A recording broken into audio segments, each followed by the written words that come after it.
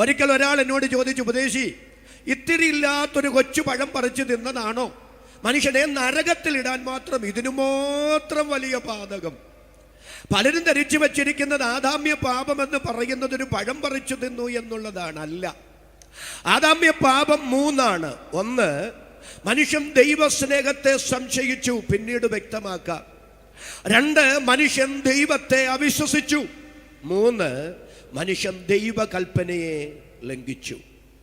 നയപരമായി തന്ത്രപരമായി പിശാച് ഹവ്വായെ സമീപിച്ച് ചോദിക്കുന്നു, ഈ തോട്ടത്തിലുള്ള എല്ലാ വൃക്ഷങ്ങളുടെയും ഫലം തിന്നരുതെന്ന് ദൈവം വാസ്തവമായി കൽപ്പിച്ചിട്ടുണ്ടോ? ഹവ്വായുടെ മറുപടി ഇല്ലില്ല. എല്ലാ വൃക്ഷങ്ങളുടെയും ഫലമൊന്നും തിന്നരുതെന്ന് ദൈവം പറഞ്ഞിട്ടില്ല. എന്നാൽ തോട്ടത്തിന്റെ നടുവിലുള്ള നന്മ തിന്മകളെ കുറിച്ചുള്ള അറിവിന്റെ വൃക്ഷത്തിന്റെ ഫലം തിന്നരുതെന്ന് മാത്രമല്ല തൊടരുതെന്നും കൂടെ പറഞ്ഞിട്ടുണ്ട്. ഞാൻ ആ വ്യാഖ്യാനത്തിലേക്ക് പോകുന്നില്ല. പിശാച് പറയുകയാണ്, എന്തിനാ തിന്നരുതെന്ന് പറഞ്ഞെന്നറിയാമോ? തിന്നാൽ നിങ്ങൾ ദൈവത്തെ പോലാകും.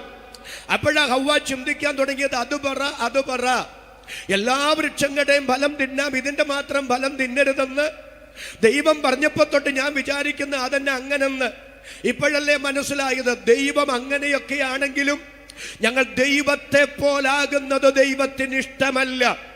വിലക്കപ്പെട്ട കനിയിലേക്ക് കൈ നീട്ടാനുള്ള ഒന്നാമത്തെ കാരണം മനുഷ്യൻ ദൈവസ്നേഹത്തെ സംശയിച്ചു. രണ്ട്, മനുഷ്യൻ ദൈവത്തെ അവിശ്വസിച്ചു. ദൈവം പറയുന്നു, ഈ വൃക്ഷഫലം നീ തിന്നരുത്, തിന്നാൽ തിന്നുന്ന നാളിൽ നീ മരിക്കും. എന്നാൽ സാത്താൻ പറയുന്നു, നിങ്ങൾ മരിക്കയില്ല നിശ്ചയം. അത് മാത്രമല്ല, തിന്നാൽ നിങ്ങൾ ദൈവത്തെ പോലാകുകയും ചെയ്യും. ഈ രാത്രി സാമാന്യ യുക്തിബോധമുള്ള മാന്യ ശ്രോതാക്കളോട് ഞാൻ ചോദിക്കുന്നു, ഹവ്വ വൃക്ഷഫലം പറിച്ചു തിന്നത് മരിക്കാനാണോ അതോ ജീവിക്കാനാണോ? മറുപടി, മരിക്കാനല്ല പറിച്ചു തിന്നത്, ജീവിക്കാനാ. മരിക്കുമെന്നാ ദൈവം പറഞ്ഞത് തിന്നാൽ. പക്ഷെ സാത്താൻ പറയുന്നു, തിന്നാൽ നിങ്ങൾ മരിക്കയില്ല. ദൈവം പറഞ്ഞത് വിശ്വസിച്ചിരുന്നെങ്കിൽ അവൾ ആ വൃക്ഷഫലം പറിച്ചു തിന്നില്ലായിരുന്നു. അപ്പൊ മനുഷ്യൻ വൃക്ഷഫലം പറിച്ചു തിന്നാൻ കാരണം ദൈവത്തെ അവിശ്വസിച്ചു, സാത്താനെ വിശ്വസിച്ചു. ഏദനിലെ രണ്ടാമത്തെ പാപം അവിശ്വാസമാണ്. മൂന്ന്, ദൈവം അരുത് എന്ന് പറഞ്ഞ കൽപ്പന മനുഷ്യൻ ലംഘിച്ചു.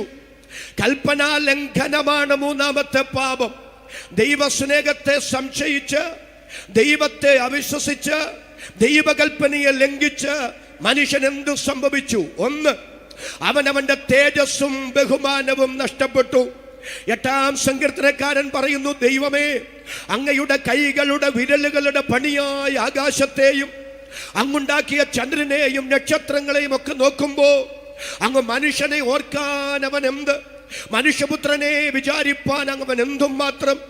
അങ്ങവനെ ദൈവത്തെക്കാൾ അല്പം മാത്രം താഴ്ത്തി സൃഷ്ടിച്ചു. തേജസ്സും ബഹുമാനവും അവനെ അണിയിച്ചിരിക്കുന്നു.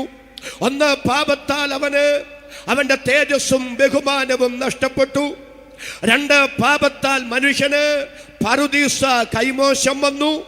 മൂന്ന്, പാപത്താൽ മനുഷ്യന് ദൈവവുമായി ഉണ്ടായിരുന്ന സജീവമായ ഊഷ്മളമായ സ്നേഹക്കൂട്ടായ്മ ബന്ധം നഷ്ടപ്പെട്ടു. തേജസ്സും ബഹുമാനവും നഷ്ടപ്പെട്ട് പറുദീസ കൈമോശം വന്ന് ദൈവവുമായുള്ള ബന്ധം വിച്ഛേദിക്കപ്പെട്ട മനുഷ്യ, നഷ്ടപ്പെട്ടതെല്ലാം ഇനി നിനക്കും മടക്കി വേണോ? നഷ്ടപ്പെട്ട തേജസ്സും ബഹുമാനവും പറുദീസയും ദൈവവുമായുള്ള ബന്ധത്തിന്റെ പുനഃസ്ഥാപനവും ഒക്കെ നടക്കണമെങ്കിൽ നീ പിറകോട്ട് വെച്ച 3 സ്റ്റെപ്പുകൾ ഇനി മുൻപോട്ടെടുത്തു വയ്ക്കണം. നീ ദൈവ സ്നേഹത്തെ സംശയിച്ച സ്ഥാനത്ത് നിന്നെ സ്നേഹിക്കുന്ന ഒരു ദൈവമുണ്ടെന്ന് തിരിച്ചറിയണം. നീ ദൈവത്തെ അവിശ്വസിച്ച ഇടത്ത് നീ ദൈവത്തെ വിശ്വസിക്കണം. നീ ദൈവ കൽപ്പനയെ ലംഘിച്ച സ്ഥാനത്ത് ദൈവം എന്തു പറഞ്ഞാലും ചോദ്യം ചെയ്യാതെ അനുസരിക്കാനുള്ള ഒരു വിനയ വിധേയത്വ മനോഭാവം നിനക്കുണ്ടാകണം. ആ സന്ദേശത്തിന്റെ ആകത്തുകയാണ് വിശുദ്ധ ബൈബിൾ എന്നിന്ന് രാത്രി ഞാൻ വിളിച്ചു പറയുമ്പോൾ എന്നോട് ചേർന്ന് അതിന് ആമേൻ പറയാൻ കൃപ ലഭിച്ച എത്ര ദൈവമക്കൾ ഇവിടെ വന്നിട്ടുണ്ട്. അവരുടെ കരം ഞാനൊന്ന് കാണട്ടെ. കരവും ശബ്ദവും ഉയർത്തി ദൈവത്തിന് നന്ദി പറയാം. തൻ്റെ സ്നേഹത്തെ സംശയിച്ച മനുഷ്യനോട്, മനുഷ്യ, നീ എൻ്റെ സ്നേഹത്തെ സംശയിക്കണ്ട, ഞാൻ നിന്നെ സ്നേഹിക്കുന്നു എന്ന് ചരിത്രത്തിൽ ഒരിക്കൽ കൂടെ വെളിപ്പെടുത്താൻ എൻ്റെ ദൈവത്തിനു തിരുമനസ്സായി. ആ ദൈവ സ്നേഹത്തിൻ്റെ ഉജ്ജ്വല സന്ദേശമാണ് വിശുദ്ധ തിരുവെഴുത്തിന്റെ പുതിയ നിയമഭാഗം. അതുകൊണ്ട് ദൈവസ്നേഹത്തിൻ്റെ നാനാവശങ്ങൾ നിങ്ങളുടെ ഹൃദയത്തിലൊന്ന് കോറിയിട്ട് എൻ്റെ വാക്കുകൾക്ക് പരിസമാപ്തി കുറിക്കാനാണ് ഞാൻ ആഗ്രഹിക്കുന്നത്. ദൈവസ്നേഹത്തിൻ്റെ ഒന്നാമത്തെ പ്രത്യേകത അത് നിത്യ സ്നേഹമാണ്. യിരെമ്യാ പ്രവാചകന്റെ പുസ്തകം 31-ാം അധ്യായം അതിൻ്റെ 3-ാമത്തെ വാക്യം വായിക്കാം. യിരെമ്യാ പ്രവാചകന്റെ പുസ്തകം 31-ാം അധ്യായം 3-ാമത്തെ വാക്യം. യഹോവ ദൂരത്ത് നിന്ന് എനിക്ക് പ്രത്യക്ഷമായി അരുളി ചെയ്തത്, നിത്യസ്നേഹം കൊണ്ട് ഞാൻ നിന്നെ സ്നേഹിച്ചിരിക്കുന്നു, അതുകൊണ്ട് ഞാൻ നിനക്ക് ദയ ദീർഘമാക്കിയിരിക്കുന്നു. യഹോവ ദൂരത്തു നിന്ന് എനിക്ക് പ്രത്യക്ഷമായി എന്നോട് അരുളി ചെയ്തത്, നിത്യസ്നേഹം കൊണ്ട് ഞാൻ നിന്നെ സ്നേഹിച്ചിരിക്കുന്നു, അതുകൊണ്ട് ഞാൻ നിനക്ക് ദയ ദീർഘമാക്കിയിരിക്കുന്നു.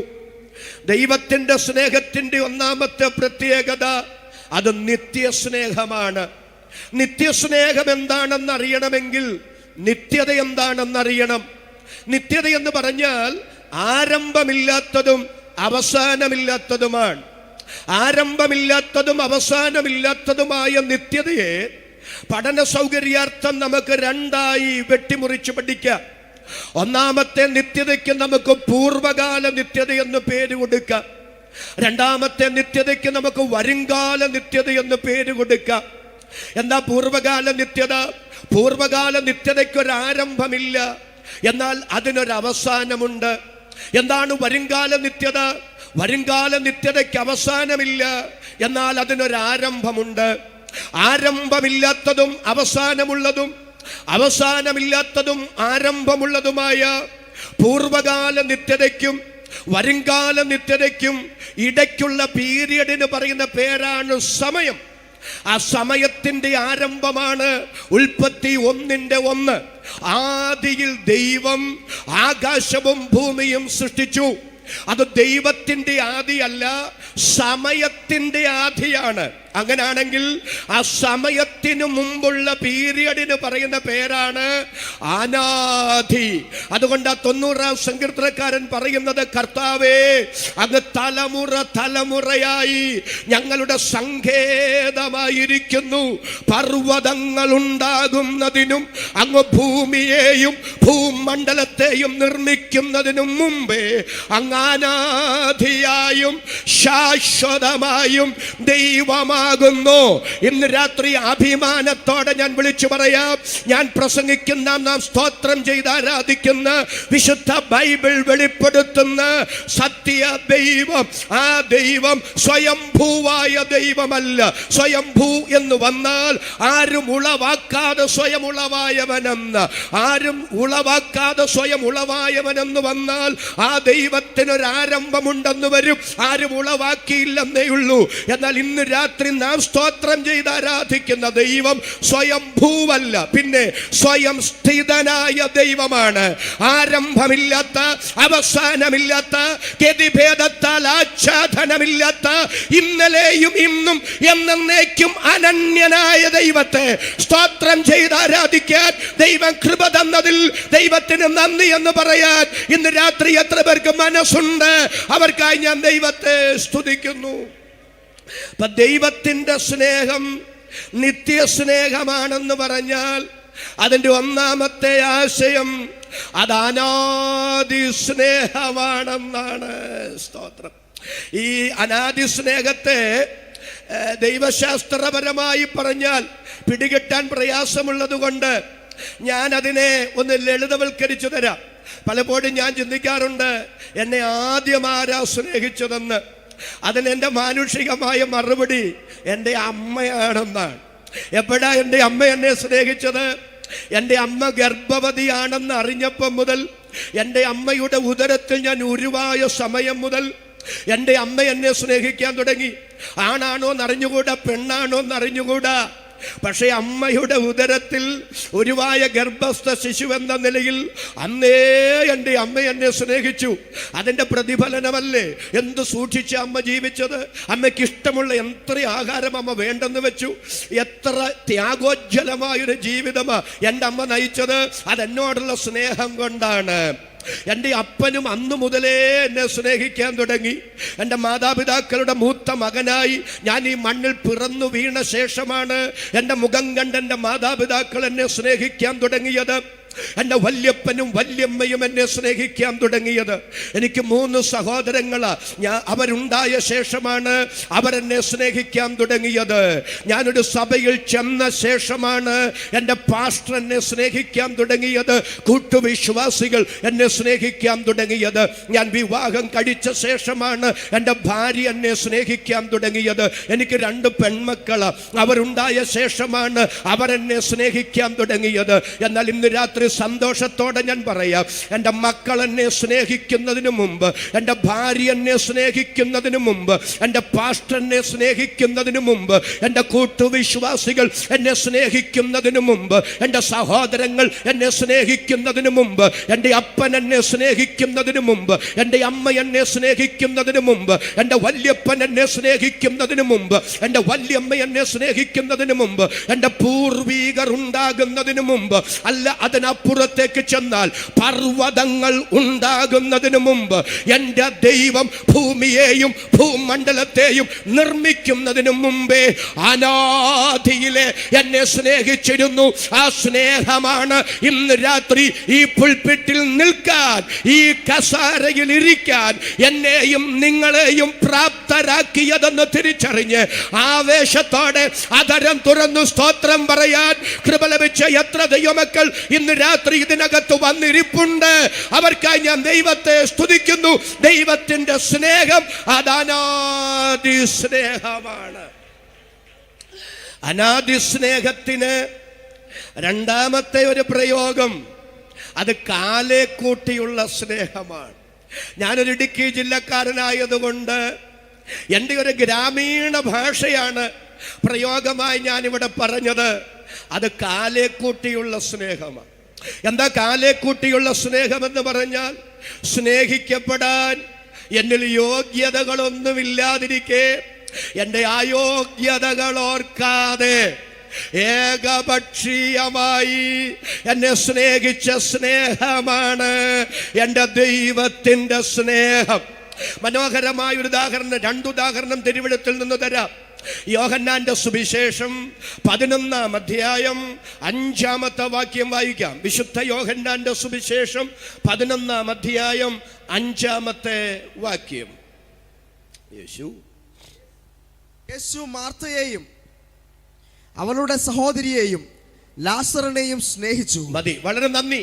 യേശു മാർത്തയെയും അവളുടെ സഹോദരി അർത്ഥാൽ മറിയെയും 3 ലാസറിനെയും സ്നേഹിച്ചു. നിങ്ങളെല്ലാവരും കൂടി ഇപ്പോൾ വേദപുസ്തകം വായിക്കാൻ തുടങ്ങിയാൽ ഞാൻ ഇനി വായിപ്പിക്കുകയില്ല. അതുകൊണ്ട് നിങ്ങളുടെ മുഖമൊന്ന് എനിക്ക് കാണണം. കരവും ശബ്ദവും ഉയർത്തി ഒരിക്കൽ കൂടെ കർത്താവിന് സ്തോത്രം ചെയ്യാം. എൻ്റെ വോക്കൽ കോഡിൻ്റെ പ്രശ്നം ഉള്ളതുകൊണ്ട് എനിക്ക് അല്പം വോയിസ് റെസ്റ്റ് കിട്ടിക്കോട്ടെ എന്ന നിലയിലാണ് ഞാൻ വായിപ്പിക്കുന്നത്. സാധാരണഗതിയിൽ വായിപ്പിക്കാൻ ഞാൻ മെനക്കെടാറില്ല. എന്നാൽ എൻ്റെ ആരോഗ്യം അനുവദിക്കാത്തത് കൊണ്ടാണ് ഞാൻ അതിനല്പം സമയം വേർതിരിക്കുന്നത്. യേശു കർത്താവ് മാർത്തയെ സ്നേഹിച്ചു, മറിയെ സ്നേഹിച്ചു, ലാസറിനെയും സ്നേഹിച്ചു. ഓരോരുത്തരുടെ പേരെടുത്തെടുത്തെടുത്തു പറയുകയാണ്. ശ്രദ്ധിക്കണേ, കർത്താവ് മാർത്തയെ സ്നേഹിച്ചതിൽ നമുക്ക് തെറ്റു പറയാൻ പറ്റില്ല. കാരണം മാർത്തയെ പോലെയുള്ള ഒരാളെ ആരും സ്നേഹിച്ചു പോകും. എന്താ മാർത്തയുടെ പ്രത്യേകത? വീട്ടിൽ വരുന്ന അതിഥികളെ ഹാർദവമായി സ്വീകരിക്കും, അവർക്ക് കൃത്യമായ ശുശ്രൂഷ ചെയ്യും. യേശു കർത്താവും ശിഷ്യന്മാരും പല പ്രാവശ്യം ആ വീട്ടിൽ ചെന്നിട്ടുണ്ട്. ചെന്നപ്പോഴൊക്കെ ത്യാഗോജ്വലമായ നിലയിലാണ് വെച്ച് വിളമ്പിക്കൊടുത്ത് ശുശ്രൂഷിച്ചത്. അപ്പം മാർത്തയുടെ പ്രത്യേകത ഭൗതികമായുള്ള ശുശ്രൂഷയിൽ മുൻപന്തിയിലാണ്. അപ്പം മാർത്തയെ സ്നേഹിച്ചതിൽ നമുക്ക് തെറ്റു പറയാൻ പറ്റില്ല. 2, മറിയെ സ്നേഹിച്ചു. മറിയെ സ്നേഹിച്ചതിലും പിശക് കണ്ടെത്താൻ കഴിയില്ല. കാരണം മറിയെ കൊണ്ട് ഭൗതിക ഗുണമൊന്നുമില്ല. പക്ഷെ മറിയ കർത്താവിനെ എപ്പോഴൊക്കെ കിട്ടുന്നോ അപ്പോഴൊക്കെ തൃപ്പാദപീഠത്തെങ്കിലിരുന്ന് അവൾ വചനം പഠിക്കാറുണ്ട്, ആത്മീകമായി വളരാൻ പരിശ്രമിക്കാറുണ്ട്. ഇപ്പം മറിയയുടെ യോഗ്യത ആത്മീകതയാണ്. ഞാൻ പലപ്പോഴും ചിന്തിക്കാറുണ്ട്, ദൈവമേ ഇത് രണ്ടും കൂടെ ഒരാൾക്കുണ്ടായിരുന്നെങ്കിൽ. ചിലർ ഭൗതിക കാര്യങ്ങളിൽ മുൻപന്തിയില്ല, പക്ഷെ ആത്മീക കാര്യങ്ങളിൽ ഉറക്കത്തോടുറക്കമാണ്. ചിലർ ഈ ഉപവാസം പ്രാർത്ഥന എന്നൊക്കെ പറഞ്ഞ വെള്ളം കുടിക്കാതെ ഉപവസിക്കും. സുവിശേഷ പ്രവർത്തനങ്ങളിൽ അവർ മുൻപന്തിയിലാണ്. പക്ഷെ ഭൗതിക കാര്യപരിപാടികൾ എന്തെങ്കിലും പറഞ്ഞാൽ ചെങ്ങന്നൂരിൽ അവർ കാണുകയില്ല. മനസ്സിലാവുന്നുണ്ടോ? അപ്പൊ ചിലർ ആത്മീക കാര്യങ്ങളിൽ മുൻപന്തിയിലാണ്, ഭൗതികതയിൽ പുറകോട്ടാണ്.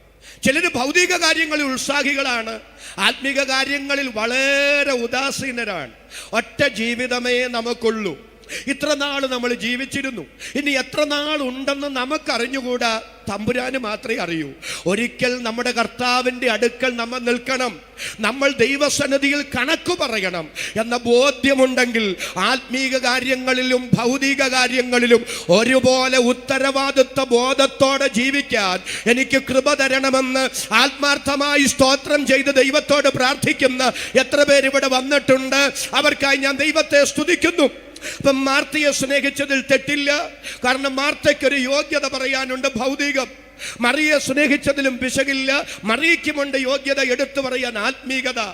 പക്ഷെ അവരെ രണ്ടുപേരെ മാത്രമല്ല, ലാസറിനെയും സ്നേഹിച്ചെന്ന എൻ്റെ ചോദ്യം. ലാസറിനെ സ്നേഹിക്കാൻ ലാസറിന് എന്താ യോഗ്യതയുള്ളത്? യേശു കർത്താവ് പല പ്രാവശ്യം ആ വീട്ടിൽ ചെന്നിട്ടുണ്ട്. ഭൗതികമായി ഒരു ഉപകാരം ഉണ്ടായിട്ടില്ല. ആത്മീകമായി വളരാൻ എത്ര അവസരങ്ങൾ അവൻ്റെ മുമ്പിലുണ്ടായിരുന്നു, ഫലപ്രദമായി അവൻ വിനിയോഗിച്ചില്ല. എൻ്റെ ചോദ്യം, എപ്പോഴാണ് ലാസറിനെ സ്നേഹിച്ചത്? ഉയർത്ത ശേഷമാണോ? അല്ല. അവൻ ദീനമായി കിടക്കുമ്പോൾ സഹോദരിമാർ ആളയച്ചു പറയിക്കുന്നു, നിനക്ക് പ്രിയനായവൻ ദീനമായി കിടക്കുന്നു. എൻ്റെ ചോദ്യം, ലാസറിനെ സ്നേഹിക്കാൻ അവനിൽ എന്താ യോഗ്യതയുള്ളത്?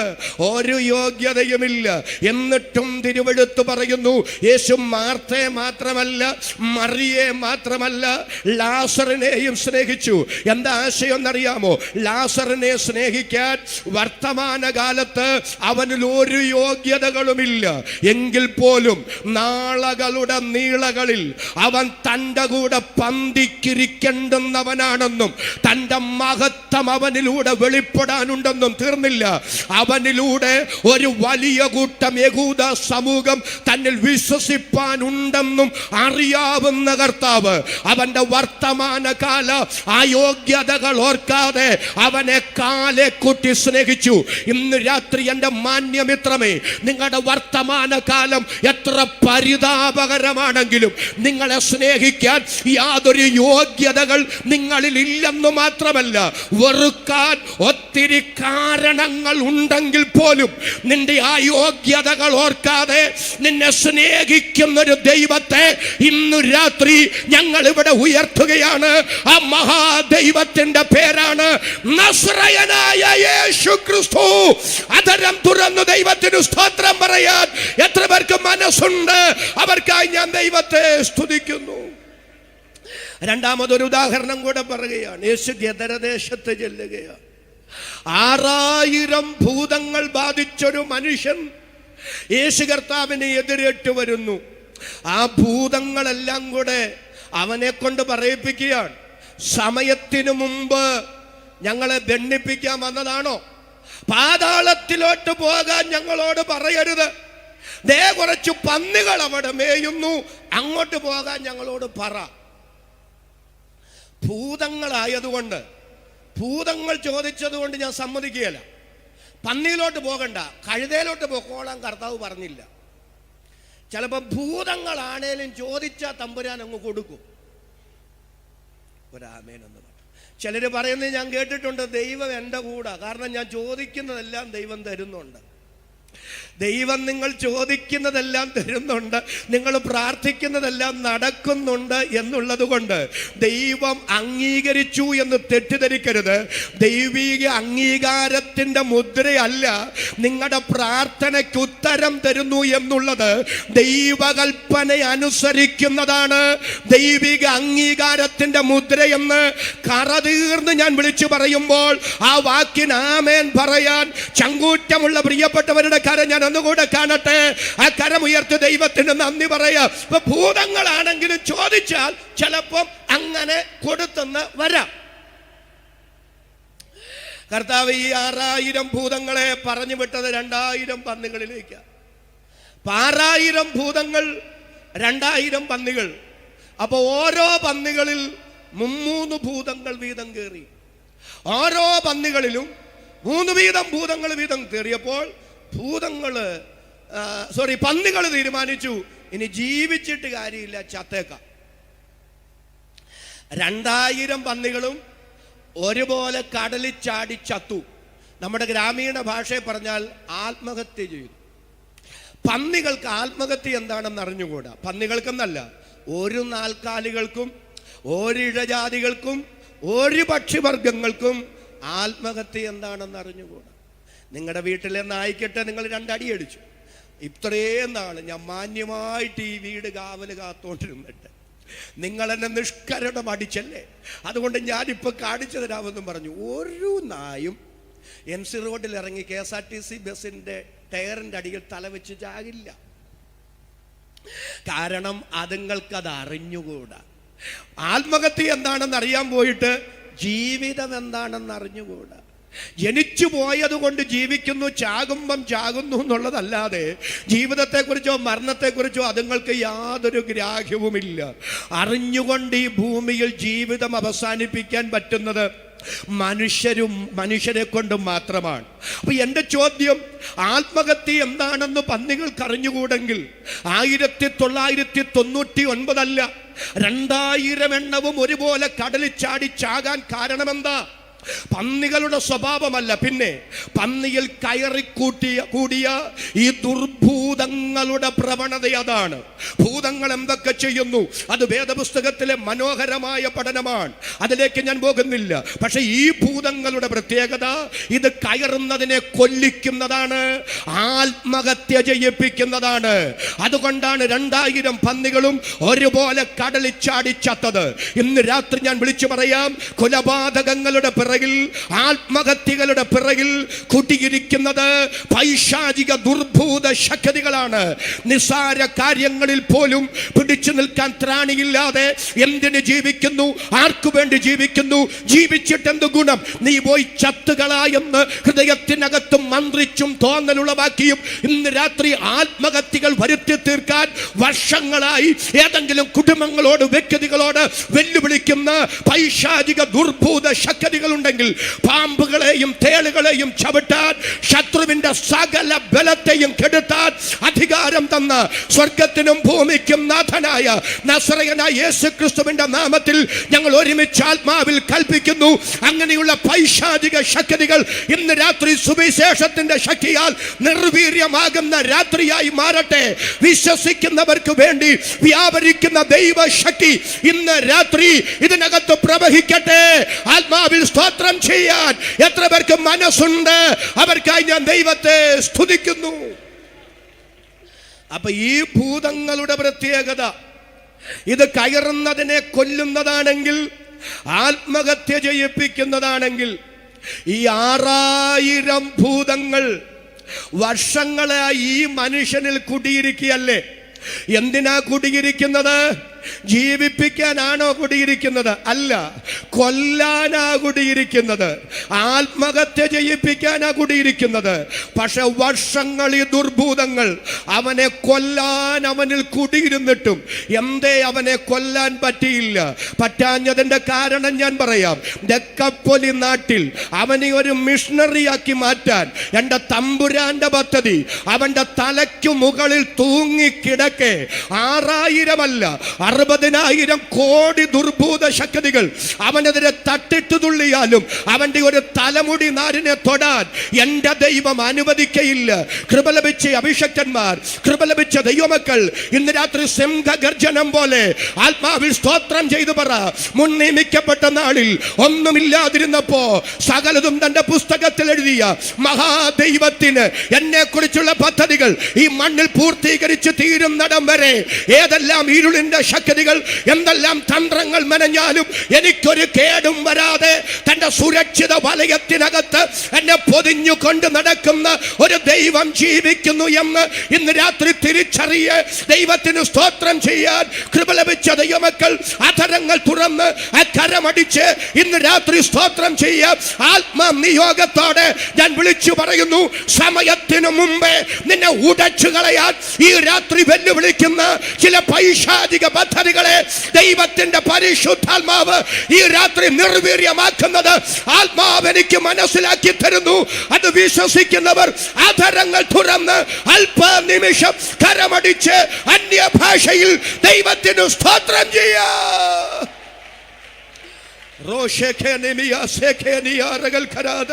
വിശ്വസിക്കുന്നവർക്ക് വേണ്ടി വ്യാപരിക്കുന്ന ദൈവശക്തി ഇന്ന് രാത്രി ഇതിനകത്ത് ഇറങ്ങട്ടെ, ഇറങ്ങട്ടെ. ചിലരെ ധൈര്യപ്പെടുത്തട്ടെ, ചിലരെ ഉറപ്പിക്കട്ടെ. ദൈവത്തിന്റെ പരിശുദ്ധാത്മാവ് ഇന്ന് രാത്രി ചിലരോട് അതിശക്തമായി ഇടപെടുന്നു. ദൈവിക പദ്ധതി നിന്നെ നിറവേറപ്പെടുന്നിടം വരെ, അത് നിവർത്തിക്കപ്പെടുന്നിടം വരെ നിനക്ക് വിരോധമായി എഴുന്നേൽക്കുന്ന ഒരു ശത്രു നിന്നെ ജയിക്കയില്ല. വിശ്വാസത്താൽ ആമേൻ പറയാൻ എത്ര പേർക്ക് ഈ രാത്രി മനസ്സുണ്ട്? അവർക്കായി ഞാൻ ദൈവത്തെ സ്തുതിക്കുന്നു.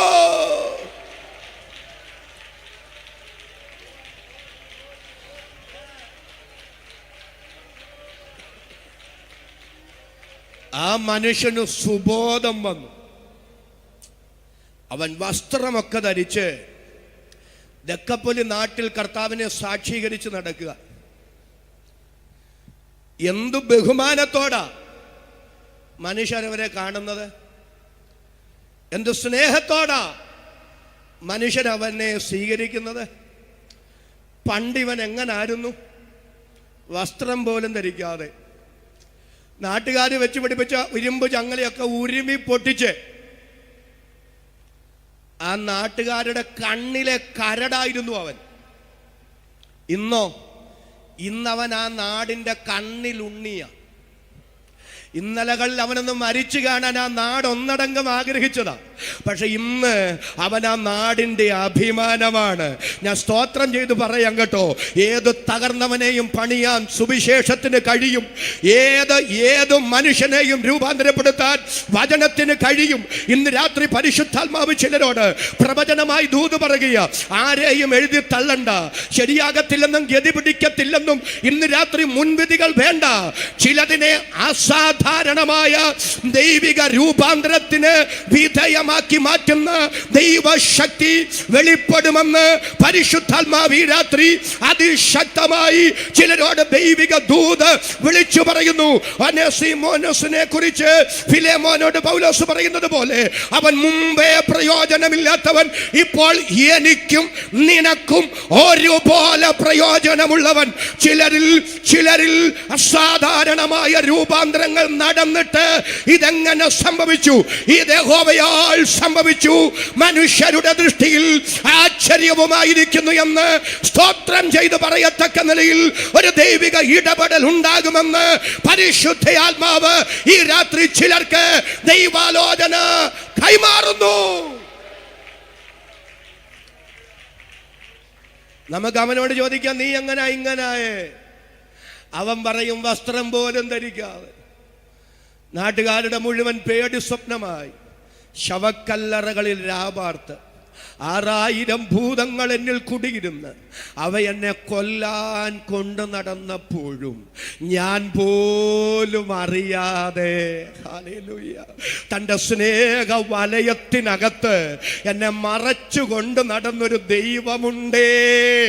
ആ ദൈവത്തിൻ്റെ സ്നേഹമാണ് ഇന്നത്തെ മാന്യതയിലേക്കും ഇന്നത്തെ സ്വീകാര്യതയിലേക്കും ഈ അംഗീകാരത്തിലേക്കും എന്നെ നയിച്ചത്. ലാസറിൻ്റെയും ഭൂതഗ്രസ്തനായിരുന്നവൻ്റെയും അനുഭവം മാത്രമല്ല, നമ്മുടെ ഒക്കെ അനുഭവം അത് തന്നെയാണ്. ഒരു നല്ല ആമേനെന്ന് പറഞ്ഞു. രക്ഷിക്കപ്പെടുന്നതിന് മുമ്പുള്ള കാലം ഒന്ന് ചിന്തിച്ച് നോക്കിക്കേ. ആത്മഹത്യയുടെ മുനമ്പിന്നൊക്കെ അത്ഭുതകരമായി രക്ഷപ്പെട്ട് വന്നവരില്ലേ?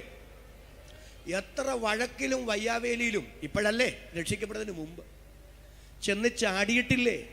കത്തിമുനയെന്നൊക്കെ കഷ്ടിച്ചല്ലേ രക്ഷപ്പെട്ടു പോന്നേ? അല്ലേ? അന്നൊക്കെ നമ്മൾ ഓർത്തു ഭാഗ്യം കൊണ്ട് രക്ഷപ്പെട്ടതാ, സമയം നല്ലതായിരുന്നത് കൊണ്ട് രക്ഷപ്പെട്ടതാന്ന്. പക്ഷെ രക്ഷിക്കപ്പെട്ട ശേഷം പിറകോട്ടിറങ്ങി തിരിഞ്ഞ് ചിന്തിക്കുമ്പോഴാണ് മനസ്സിലാകുന്നേ, ഭാഗ്യം കൊണ്ട് രക്ഷപ്പെട്ടതല്ല, സമയം നല്ലതായിരുന്നത് കൊണ്ട് രക്ഷപ്പെട്ടതുമല്ല. അന്ന് എനിക്ക് എൻ്റെ ദൈവത്തെ അറിയാതെ ഞാൻ എനിക്ക് ബോധിച്ചതുപോലെ ജീവിച്ചു കൊണ്ടിരുന്നപ്പോൾ അന്നേ എൻ്റെ ദൈവം എന്നെ കണ്ടിരുന്നു, അന്നേ എൻ്റെ ദൈവം എന്നെ സ്നേഹിച്ചിരുന്നു. ആ ദൈവത്തിൻ്റെ സ്നേഹം ഇന്ന് രാത്രിയും ജീവനോടെ ഇരുന്ന് ഈ സന്ദേശം കേട്ട് എൻ്റെ ദൈവത്തിന് സ്തോത്രം ചെയ്യാൻ എനിക്ക് അവസരം ലഭ്യമായതെന്നോർത്ത് പിശുക്കില്ലാതെ സ്തോത്രം പറയാൻ മനസ്സുള്ളവരുടെ കരം ഞാൻ ഒന്നുകൂടെ കാണട്ടെ. കരവും ശബ്ദവും ഉയർത്തി ദൈവത്തിന് സ്തോത്രം ചെയ്യുക. ദൈവത്തിൻ്റെ സ്നേഹം, അതെ, ദൈവത്തിൻ്റെ സ്നേഹം.